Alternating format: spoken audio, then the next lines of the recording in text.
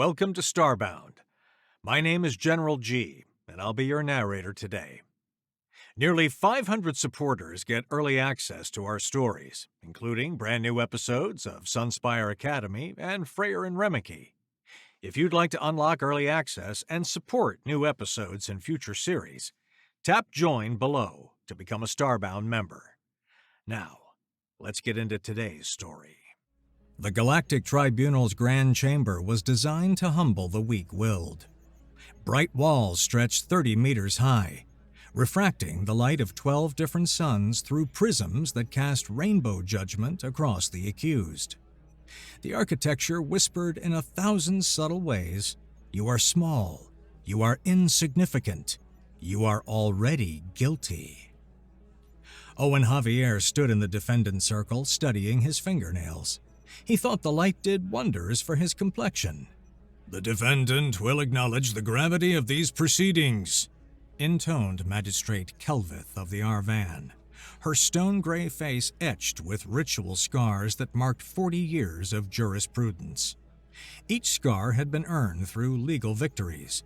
The deeper the cut, the more prestigious the case. The bone-deep canyon across her left cheek marked the Treaty of Kelpos, which had prevented war for a generation. She wore her history on her face like a battlefield map. Owen didn't look up. "I acknowledge them." Magistrate Kelvith glared at Owen. "And what is your defense argument?" Owen looked up, smiled, and spoke in perfect high Arvani, a dialect so formal that most Arvan themselves butchered it. "Your laws are garbage, your diplomats are idiots, and your gods wouldn't survive a day on Earth." The silence that followed could have frozen helium. Some brave soul whispered, "Maybe he has a point." It was impossible to tell where it came from. Then Owen added in cheerful Cyrillian, "But we can fix that." Magistrate Kelvith's translator, a young Arvan whose scars were still healing pink, actually dropped his ceremonial stylus. It clattered on the crystal floor like a gunshot in a library. "Perhaps," Kelvith said slowly, testing each word. "The translation matrix has malfunctioned?" "Oh, your translator heard me correctly," Owen said, switching to Middle Arvani, the language of merchants and common folk. "Though I notice he's using the 2.7 vocal modulator. The 2.8 handles glottal stops better. Less chance of accidentally declaring war when you're trying to order lunch." The translator's eyes widened. Few humans could even hear the difference between Arvani glottal stops, let alone reproduce them.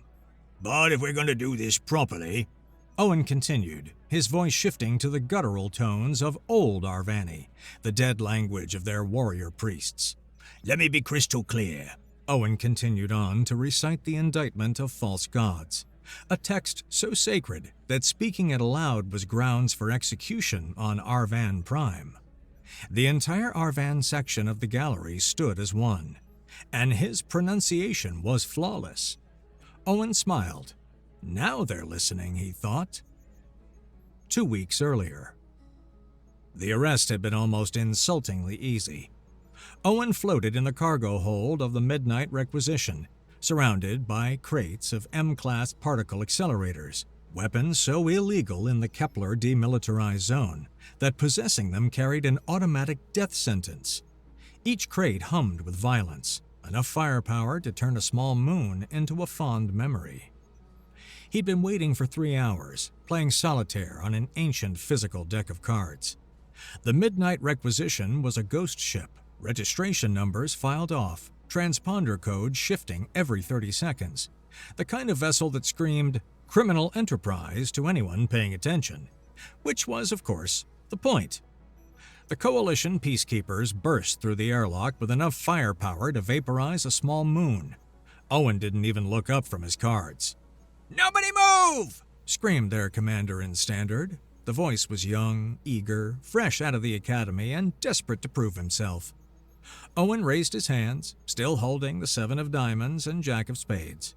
"You're late," he said in flawless Nithek battle cant. Not the modern version taught in military schools, but the old dialect, the one carved on stone monuments to forgotten wars.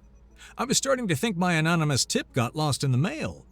The commander, a young Nithek with fresh honor stripes painted in silver across his facial ridges, froze. His name was Ket, Owen knew. 23 standard years old, youngest of 4 clutch siblings, recently promoted after a commendation for bravery during a pirate raid. His psychological profile suggested an overwhelming need to live up to his mother's military legacy.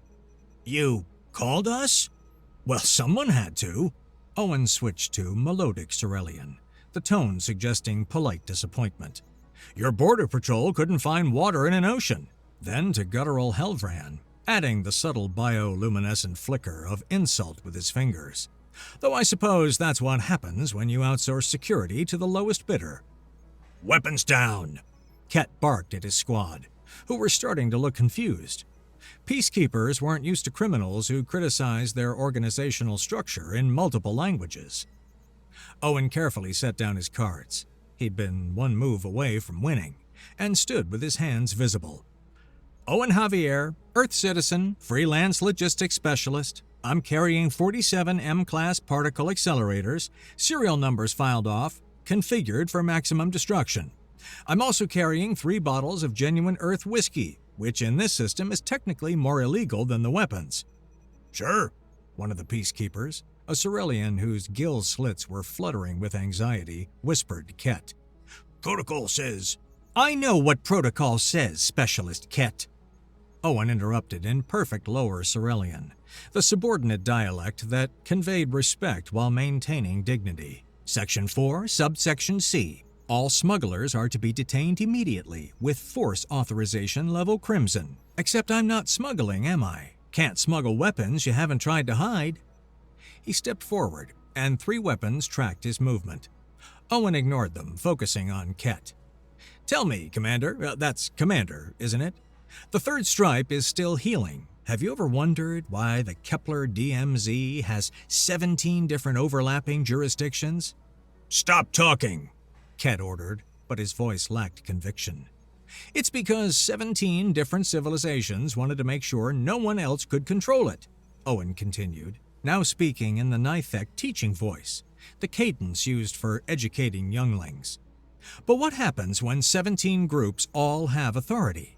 No one does, which is why you have authority to arrest me under coalition law, but not prosecute me under Nithek law, or detain me under Cerulean maritime regulations, or, and this is my favorite part, execute me under Helvran war codes." "I said stop talking!" "You know what does have jurisdiction here?" Owen pulled out a datapad, moving slowly enough not to get shot. "The Galactic Tribunal, the only court recognized by all 17 clusterfuck. Sorry, that doesn't translate well. All 17 overlapping authorities. So here's what's going to happen. You're going to arrest me. I'm going to demand trial at the tribunal. And then," he smiled, "then we're going to fix this mess." They cuffed him. He didn't resist. As they marched him to their ship, he chatted with the guards in their native languages, asking about their families, their homeworlds, their opinions on the latest championship Brell Ball match. The specialist, yet, in the lifting tones of a Cerulean grandmother, "Your clutch sister just graduated from the medical academy, didn't she? Vaisha, right?" He noted the subtle brightening of her bioluminescent patches at the name. Family pride unmistakable. "You have the same gill slit pattern. Genetic markers are fascinating. I hear she wrote a brilliant paper on human Cerulean blood compatibility. Give her my congratulations." Yet's gill slits flapped in shock. "How could you possibly—" "Your MedAlert bracelet has her emergency contact info. Same surname, different given name. Listed as Doctor. Plus, you keep touching your comm unit, checking messages.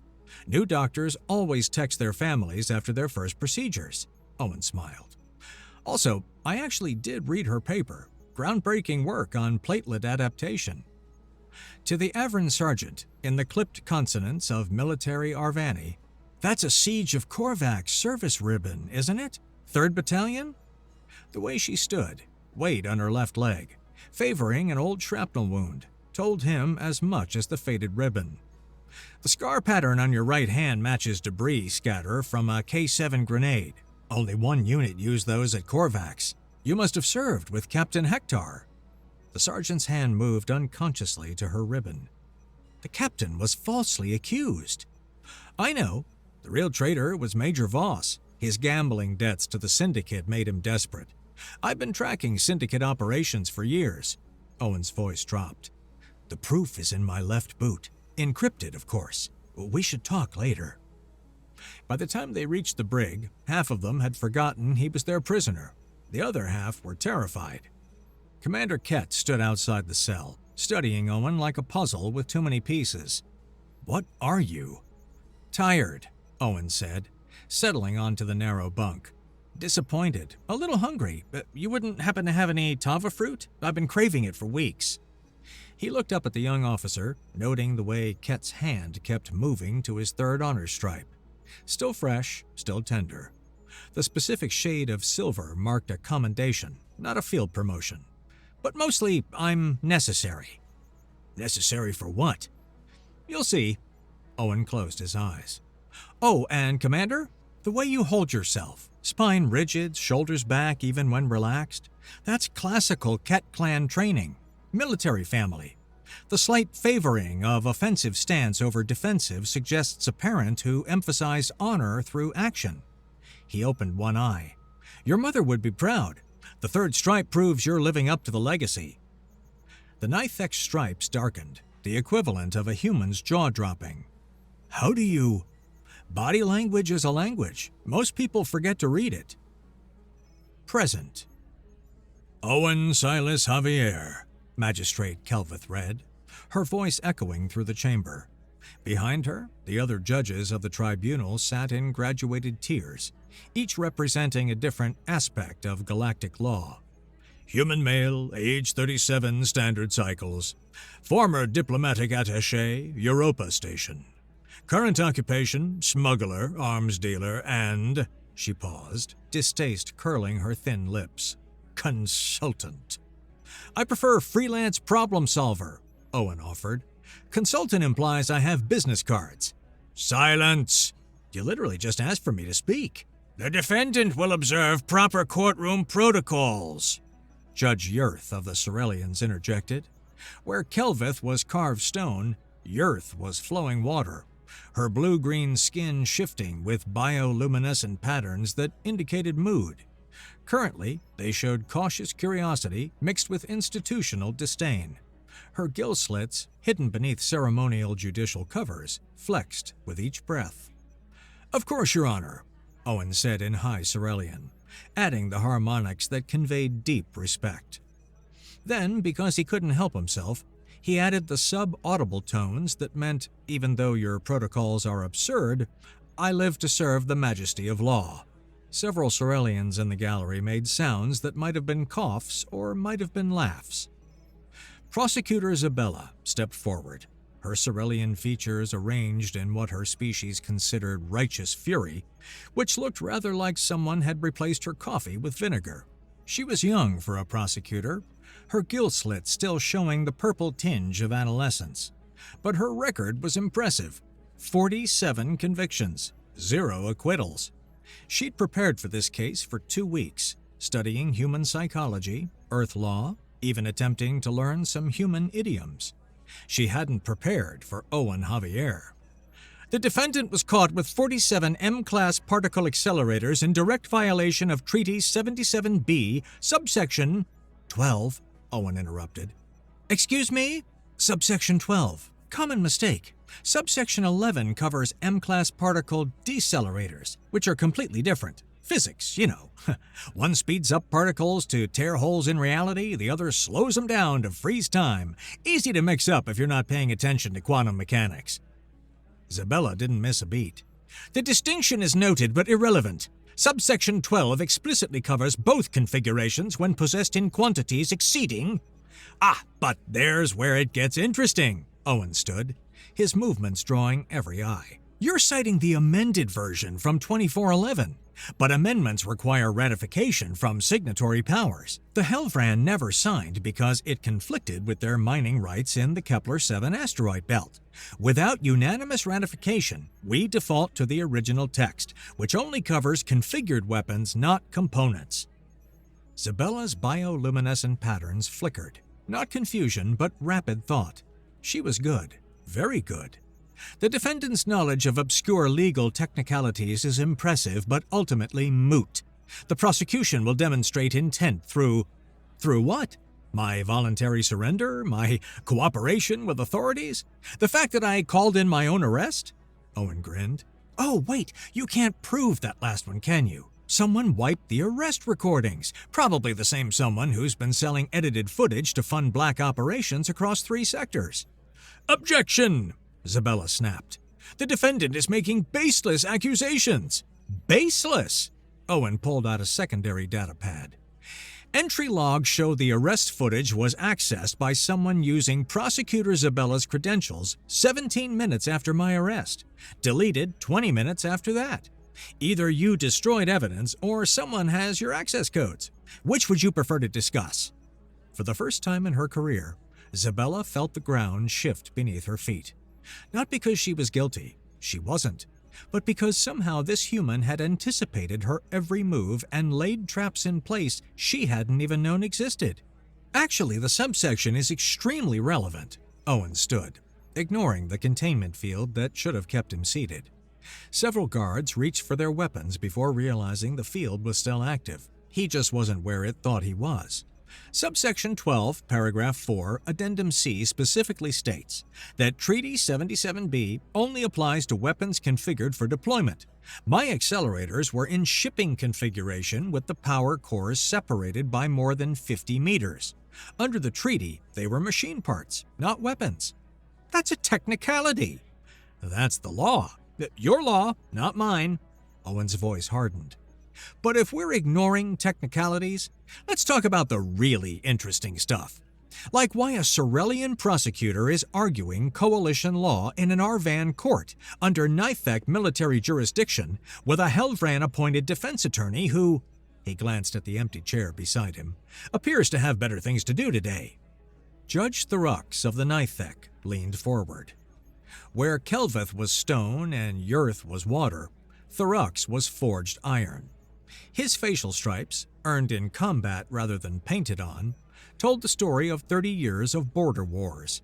His left eye was cybernetic, the original lost in a duel over a point of honor so obscure that only 3 people in the galaxy still remember what it was about. Owen was one of them. You speak legal Arvani better than most Arvan lawyers, Thurux observed, his voice like grinding millstones. Thank you, Your Honor. I also speak Street Arvani, Classical Arvani, and that delightful little dialect they use in the brothels of Arvan Prime, though that last one's mostly hand gestures. Someone in the galaxy snorted. Kelveth's gavel came down like divine judgment. You're out of order! I'm out of order? Owen spun to face her, and something in his movement made every warrior in the room reassess him. It wasn't threatening exactly. It was the motion of someone who'd learned to dodge knives in very dark places. This entire system is out of order. You have a Sorelian prosecuting Earth laws, an Arvan judge applying Nithek precedents, and a defense attorney who's probably playing Vacarda in a bar somewhere because he knows this trial is a joke. Mr. Javier, Kelveth said slowly, you seem to be under the impression that this is a game. Owen's expression shifted, all humor draining away like water through a sieve. When he spoke again, his voice carried an edge that made several guards check their weapons. No, magistrate.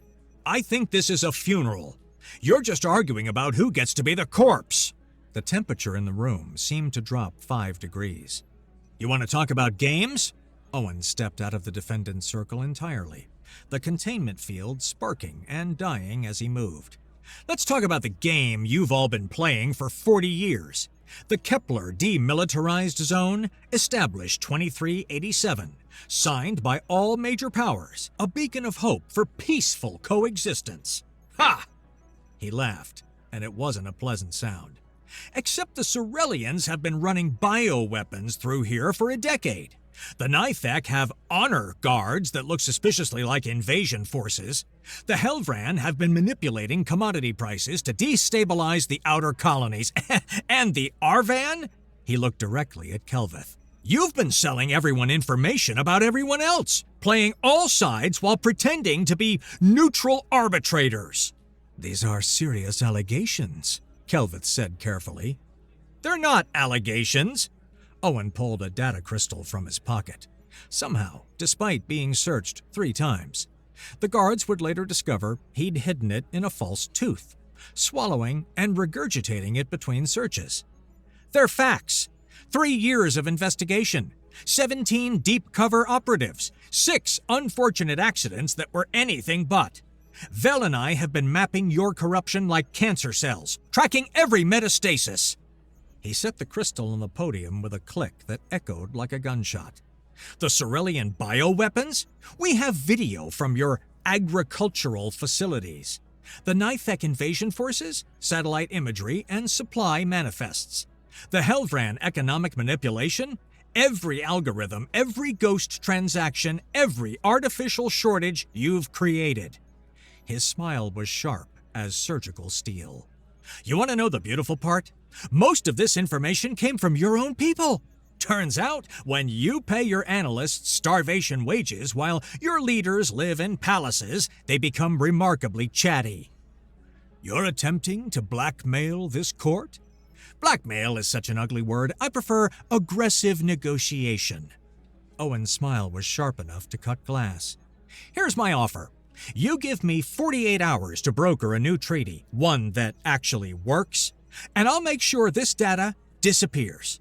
Or you can sentence me, I die a martyr, and my associates release everything. Your choice." "You have no associates," Zabella said, but uncertainty colored her voice. Owen smiled. "Vel, would you mind?" In the gallery, a figure stood up in the section reserved for court observers. She'd been there the whole time, unnoticed, despite being a Cerulean in the mostly Arvan crowd. That kind of invisibility didn't come from hiding. It came from being so dangerous that people's brains refused to acknowledge the threat. Vel Scythara was a legend in intelligence circles. The ghost of Kepler Station, the Void Walker, the agent who'd infiltrated a Helvran black site and walked out with their entire operational database. The operative who'd prevented 3 wars by assassinating the right people at the right time. The spy who didn't exist.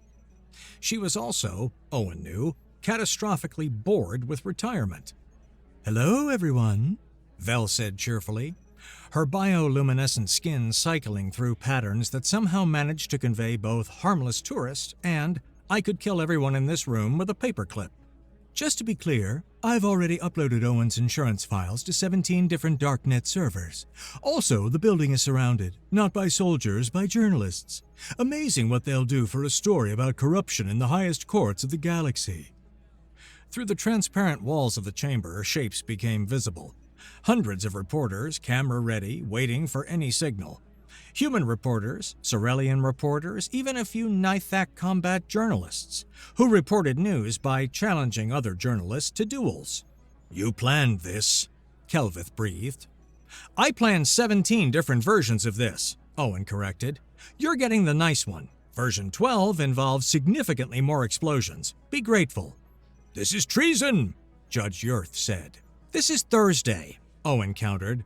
"Treason would be letting you continue this charade until the whole sector burns, which, according to my projections, should happen in about 6 months. 7 if the Helvran economy collapses first, which it will, by the way. Your shadow banking system has more holes than a ghost pepper farm."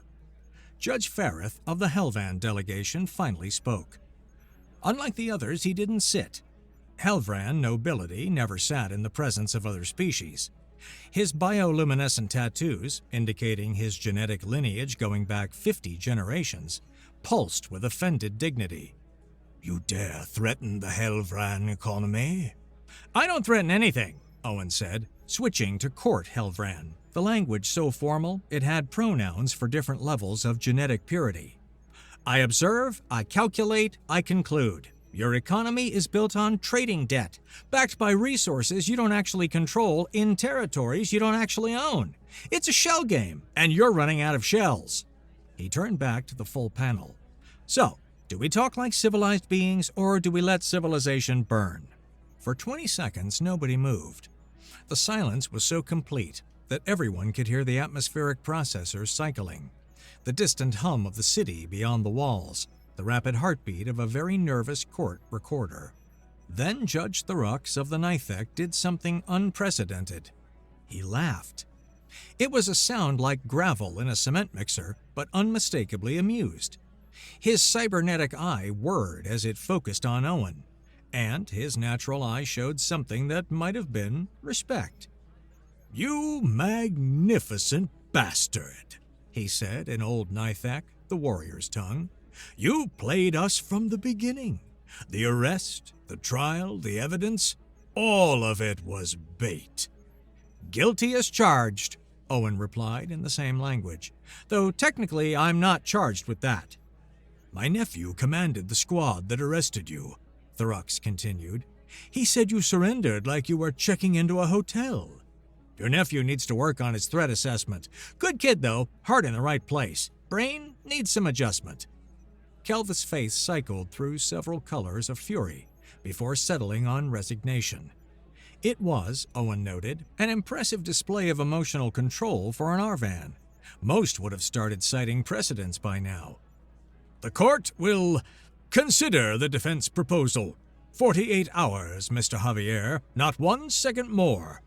"Wouldn't dream of it." Owen picked up his data crystal and tossed it to Vel, who caught it without looking. "Oh, one more thing. I'll need a proper negotiation space. This courtroom will do nicely. And coffee? Real coffee. Not that synthesized swill you serve in the detention center." "Anything else?" Kelvith's tone could have frozen a star. "Now that you mention it, yes. Someone should probably tell the Helvran delegation that their spy satellites just went dark. No need to panic. I'm sure they'll come back online once we start talking." He paused at the door. "Oh, and Judge Yurth? Your daughter says hello. Lovely girl. Terrible taste in romantic partners, but we're working on that." Yurth's patterns flashed through colors that didn't have names in any human language. As guards escorted him out, more like an honor guard than a prison detail, Owen called back, 47 hours and counting. Better brew that coffee strong." The massive doors closed behind him with a sound like fate sealing itself. In the stunned silence that followed, Prosecutor Isabella turned to Magistrate Kelvith. "What just happened?" Kelvith stared at the empty defender's circle, seeing the ghost of every assumption she'd ever made about humans, about law, about order itself. "I think we just met our new god." "That's blasphemous." "No," the magistrate said quietly, touching the scar that marked her greatest legal victory. A victory that now felt hollow as a broken shell. "That's humanity." High above, in the gallery, Vel Sithara sat back down and pulled out a small communication device. The message she sent was brief, encoded in a cipher that would take the best cryptographers in the galaxy 1,000 years to crack. It said simply, "Phase 1 complete. The board is set." In a bar 3 systems away, a Helvran defense attorney read the message, finished his drink, and started booking passage to the Kepler system. He'd been waiting for this call for 6 months. After all, Owen Javier always planned 17 moves ahead, and the game was just beginning. The Galactic Tribunal's Grand Chamber had been many things over the centuries: a place of judgment, a monument to justice, a symbol of order. In the span of 6 hours, Owen Javier transformed it into a war room where words were weapons and every smile hid a knife. He'd arranged the seating himself, ignoring 4,000 years of precedent.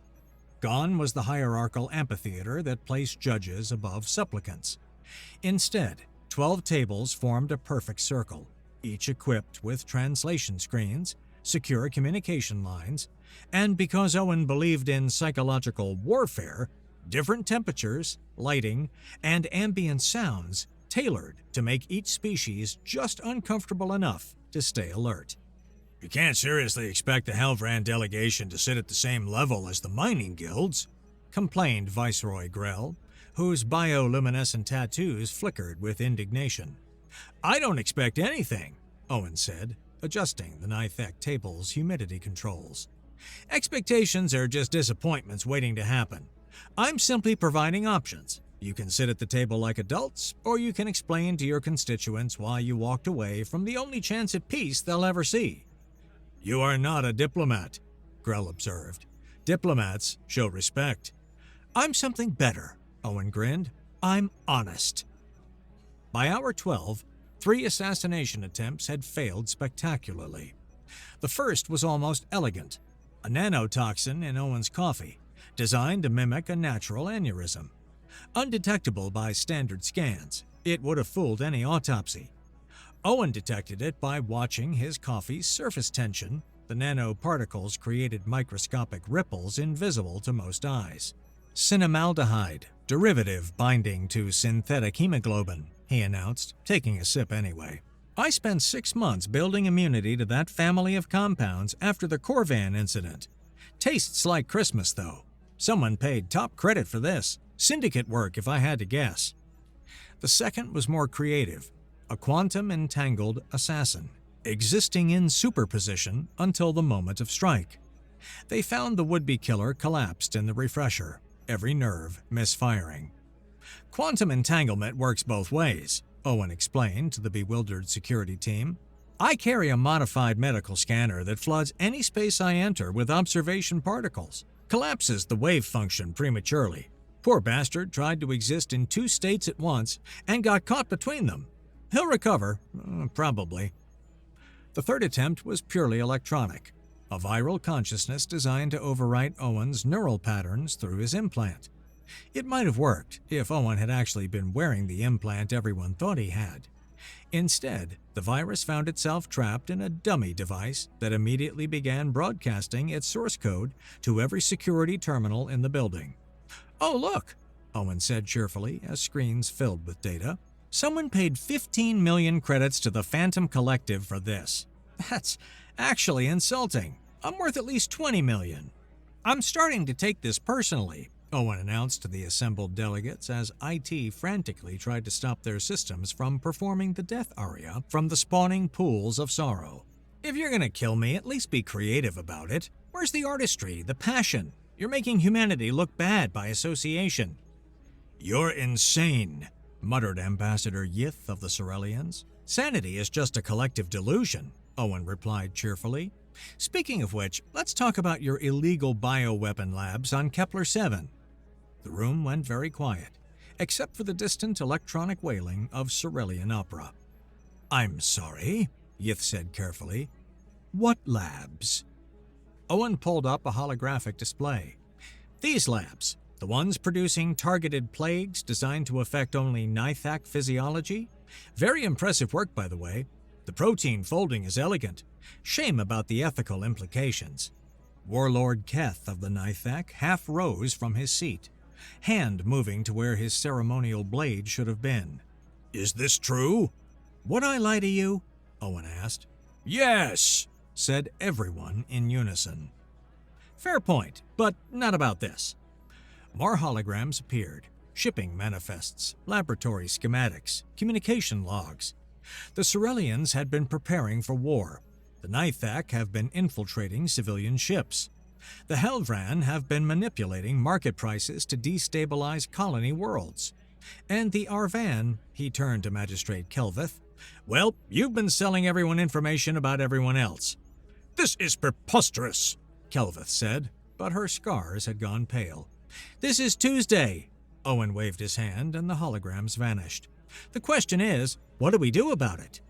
The journalist arrived on day 2, when things were really getting interesting. Jessie Smith was everything Owen wasn't: earnest, idealistic, and actually qualified for her job. She covered 3 wars, 2 genocides, and a plague outbreak that had nearly wiped out a species. She thought she'd seen everything. She hadn't met Owen Javier. "Mr. Javier?" she said, cornering him during a break in negotiations. "Jessie Smith, Earth Tribune, can you comment on the rumors that you were responsible for the Europa Station incident?" Owen paused mid-sip of his coffee, assassination-free this time, studying her with the same intensity he'd used to defuse a bomb. Press credentials legitimate, stress markers suggesting honesty rather than agenda, Micro-expressions indicated genuine curiosity rather than gotcha journalism. Which rumors? The ones where I'm a hero who tried to save lives, or the ones where I'm a monster who got civilians killed? Both. Then no comment on either. He started to walk away, then stopped. Actually, that's not true. I do have a comment. Europa Station happened because diplomats treated human lives like poker chips. 43 people died because someone thought their negotiating position was more important than evacuation protocols. That someone was you. No. Owen's voice went flat. That someone was Ambassador Kerrigan. I was the attaché who broke protocol trying to evacuate the civilians early. Failed, obviously. But here's the fun part. Kerrigan needed a scapegoat, and junior diplomats are expendable. The official report was written by Kerrigan's brother-in-law. You want the real story? Check the maintenance logs. Every evacuation pod was manually locked down 16 minutes before the reactor breach. My access codes were used, but I was in the medical bay treating radiation burns at the time. Funny how security footage from that period went missing. Jesse studied him. So this is revenge? This is prevention. Owen gestured at the chaos around them. These people are playing the same games that killed those colonists. Only difference is now I know the rules, and I've spent 3 years documenting every move they make. 3 years? Ha! What did you think I was doing as a smuggler? Just moving weapons? Ha! Owen's laugh was bitter. I was moving through their systems, learning their languages, their laws, their secrets. Every crime lord I worked for was also working for someone bigger. Every shipment told a story. Every contact was a potential source. Vel and I have been building a map of corruption across the entire sector, one deal at a time. By destroying everything? By controlled demolition. Sometimes you have to burn down a structure to save the neighborhood. Jesse made a note. The Tribune's readers want to know why you think humanity should have a voice in galactic affairs. We're newcomers. We're violent. We're adaptable, Owen finished. We're the only species here that doesn't have a 1,000-year-old playbook. The Arvan follow precedent. The Nithek follow honor. The Cerellians follow intrigue. The Helvran follow hierarchy. Humans? We follow whatever works. That sounds like chaos. That sounds like evolution. Before Jesse could respond, alarms started blaring. Not the gentle chimes of a civil alert, the bone-deep howl of an active security breach. Owen sighed. Wednesday already? Time flies when you're preventing galactic war. The attack came from all sides simultaneously. Nithek shock troops through the main doors. Cerellian stealth operatives through the vents. Helvran cyber warfare specialists hitting the building systems. Even a few rogue Arvan legalists trying to file injunctions at superhuman speed. It should have been a massacre. Instead, it was an education. Vel? Owen called out, not even looking up from his negotiation notes. Would you mind? The Cerellian ghost smiled and touched her earpiece. Already done. The shock troops found their weapons powered down. The armor locked in safe mode. The stealth operatives discovered that the vents had been filled with aerosolized tracking compounds that made them glow like neon signs. The cyber specialists hit firewalls that didn't just stop them. They started aggressively psychoanalyzing their attack patterns and offering therapeutic advice. As for the legalists, they found themselves trapped in an endlessly recursive legal document that required them to define the meaning of "the" before proceeding. How? Grell demanded, watching his elite forces surrender to building security without a shot fired. I leaked my own arrest footage, remember? Owen finally looked up. Did you really think I wouldn't prepare for the obvious response? Every intelligence agency in the galaxy wants me dead, so I made sure killing me would be very, very complicated. He stood, addressing the room. Ladies and gentlemen, and non-binary sentients, we have a problem. Someone, and I'm not pointing fingers, but I'm absolutely pointing fingers, decided that assassination was easier than negotiation. This hurts my feelings. More importantly, it violates the neural ground provisions of the original treaty that established this court. Those provisions expired, Kelvith began. 3 hours ago, yes. which is why I filed an emergency extension under Section 90C of the Temporal Jurisdiction Statutes. You have received the paperwork, haven't you?" Kelvith's assistant checked their system and went pale. It's all here. Time-stamped from yesterday, but that's impossible. Section 90C requires pre-approval from a sitting judge of the Tribunal. Say hello, Judge Thorux." The old knife-thick warrior grinned, showing all his teeth. "I may have signed a few documents. The humans' arguments were very persuasive." "You betrayed your own people," Warlord Krex snarled. "I saved my people," Thorux corrected. "From you. From this whole rotting system. Look around, nephew. We're dinosaurs fighting over a tar pit while the mammals evolve." "Poetic," Owen said. "Inaccurate from an evolutionary standpoint, but poetic. Now, shall we all get back to actually solving problems, or do we need more failed assassination attempts first?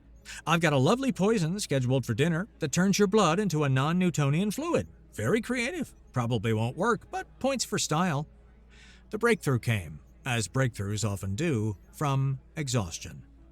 40 hours in, with delegates slumped over tables and translators making increasingly creative errors, Owen dropped his biggest bomb. "New proposal," he announced. "Every species gives up one colony world. Not your best ones, your worst. The ones you're spending more to maintain than they're worth. We combine them into a neutral zone. Shared governance, shared law, shared problems." "That's insane," Yith said automatically. "That's expensive," Grell corrected. "That's impossible," Kelvith added. "That's already done," Owen said.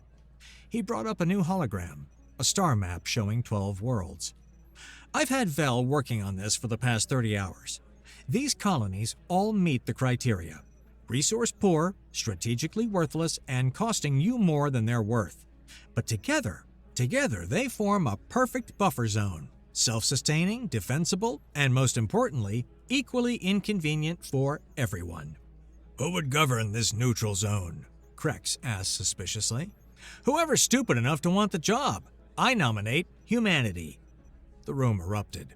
Owen let them shout for exactly 90 seconds, then killed the lights. In the darkness, his voice carried clearly. "You're all bankrupt. Morally, financially, and strategically. Your sacred treaties are toilet paper. Your ancient feuds are dragging you into wars you can't win. Your citizens are one revelation away from revolution. You can die like emperors of ash, or you can live like builders of something new. Choose." The lights came back on. Owen stood in the center of the circle, no longer smiling. "You have 8 hours to decide. After that, I release everything. Every dirty secret, every war crime, every betrayal. And when your civilizations tear themselves apart, remember, I offered you a better way." He headed for the door. "Where are you going?" Kelvith called after him. "To get some sleep. Saving the galaxy is exhausting." He paused at the threshold. "Oh, and Viceroy Grell? Your wife says hello. Lovely woman. Terrible taste in husbands." The door closed on Grell's incoherent rage and the sudden, speculative silence of 11 other delegations. They found the body at dawn. Owen Javier lay twisted in the wreckage of his personal shuttle, burns covering 60% of his flesh. The explosion had been visible from 3 systems away. Antimatter charges expertly placed to ensure complete destruction. DNA scans confirmed identity. Neural pattern residue matched his baseline. Even the quantum signature aligned. It was definitely Owen Javier. The forensics team staked their reputations on it. They were wrong. Vel stood at the edge of the blast crater, her normally perfect composure cracked like winter ice. "Damn fool," she whispered. "Damn brilliant fool." Judge Thorux placed a heavy hand on her shoulder. "He knew this was coming." "He planned this," she corrected, wiping away something that definitely wasn't a tear. "Every detail, even the timing." She held up a data pad showing the final vote tallies. "Unanimous approval of the Zero Protocol, 12 species, 1 neutral zone, and humanity as the mediating force. They signed it 3 hours before the explosion. After, Thurux rumbled. What? They signed it 3 hours after he died. Check the autopsy timestamp. Vel checked, then checked again. This cannot be. You keep using that word around him, Thurux said. Never seems to stick. 6 hours earlier. This is insane, Owen said, examining the bio-sculpted corpse Vel had procured. It was perfect, a clone grown from his own cells, aged to match, even scarred in the right places. The black market body sculptor had outdone herself. Also definitely painful for someone. Not for long, Vel confirmed. Neural activity ceased months ago. It's just meat wearing your face. She paused. That came out darker than intended. Everything about this is dark, Owen began, placing the antimatter charges with steady hands. But the protocol needs a symbol, something to unite them. Nothing brings people together like a good martyr. You could just disappear, fake identity, new life, and then let them wonder if I'm coming back? No, they need closure. The galaxy needs to move on from Owen Javier. He finished with the charges and pulled out a small device. A dead man's switch, linked to the detonator. Besides, I've been legally dead before. It's surprisingly liberating. The consciousness backup is ready, Vel said quietly. Are you sure about the timing? 6 months. Let the mourning period really sink in. Then bring me back as, I don't know, Roy Tannhauser. I've always liked that name. The R-Van will detect the consciousness transfer. The R-Van can barely detect their own outdated systems. I've been running ghost protocols through their networks for 2 years. They're still using security patches from the last millennium. He headed for the shuttle, then stopped. Vel, the body. Make sure it's positioned naturally, like I was trying to escape. I know how to stage a death, Owen. I know you do. He turned back to her. That's why I trust you with my life. And my death. I'm not human. You are now, legally speaking. He handed her a data crystal. Adoption papers. Welcome to the family. Try not to embarrass us. Vel looked at the crystal, then at Owen. Why? Because someone needs to keep Thurux from starting any honor duels. Because the protocol needs someone who actually understands subtlety. And because, he shrugged, you're the only person in this galaxy who laughs at my jokes. That's worth preserving. Your jokes are terrible. See? Honesty! Very human trait. She hugged him then, quick and fierce. Don't actually die. Wouldn't dream of it. Death is just another negotiation. And you know me. You never lose a negotiation. Exactly. Present. The funeral drew representatives from every major civilization. They came to bury Owen Javier, but found themselves building something else. A government, a hope, a future. Jesse Smith's article ran in every major publication. He called our laws garbage, our diplomats idiots, and our gods weak. He was right. But more than that, he showed us how to fix it. Owen Javier didn't destroy the old order. He forced it to evolve. The Zero Protocol isn't just a treaty. It's proof that even the most broken systems can be repaired if someone's willing to break them properly first. Within 6 months, the neutral zone was thriving. Former enemies worked side by side, united by shared irritation at human bureaucracy, which somehow managed to be both more flexible and more annoying than anyone else's. Trade flowed, conflicts were resolved, and everyone told stories about the madman who'd made it possible. 1 year later, the small tavern on Mining Station 7 wasn't much to look at. Grimy walls, cheap alcohol, and a clientele that valued privacy over hygiene. The perfect place for certain kinds of business. The man in the corner booth wore a hat that shadowed his features. His clothes were generic spacer gear, his posture forgettable. Nothing about him stood out except his smile when the Nithak weapons dealer sat down across from him. "I need guns," the dealer said without preamble. "Everyone needs guns," the man replied. His accent was impossible to place. "Question is, are you willing to trade?" "Credits." Boring. Information. Better. What kind? Guard rotations for the neutral zone treasury. The man leaned back. You're planning to rob the peace treasury? That's admirably stupid. It's brilliant. They'll blame the Ceruleans. They'll blame whoever I tell them to blame. The man's smile widened. Here's my counteroffer. I'll sell you the guns, top quality, untraceable. Then I'll buy them back for twice what you paid. Why would I? Because with that money, you'll bribe your way onto the Security Council. Much more profitable than robbery. Less chance of execution, too. That's insane. That's thinking long term. Trust me. The man slid a data pad across the table. Details are all there. Fair warning, though, if you do try to double-cross me, you'll end up like the last person who tried. What happened to them? They became a productive member of society. Horrible fate. The dealer took the pad and left, shaking his head. Humans were insane. Profitable, but insane. The man in the hat ordered another drink and smiled at nothing in particular. Somewhere in the neutral zone, Vel was probably dealing with another crisis. The Rux would be training human diplomats in the art of productive intimidation. And the galaxy spun on, held together by hope, fear, and the Zero Protocol. Your laws are still garbage, he murmured to himself, but they're getting better. He raised his glass to the empty air. To chaos. To evolution. To humanity. Fuck yeah! Outside, the stars continued their ancient dance, indifferent to the small changes below. But small changes, as any good negotiator knew, had a way of adding up. The man who wasn't Owen Javier finished his drink and got back to work. After all, someone had to keep the galaxy interesting.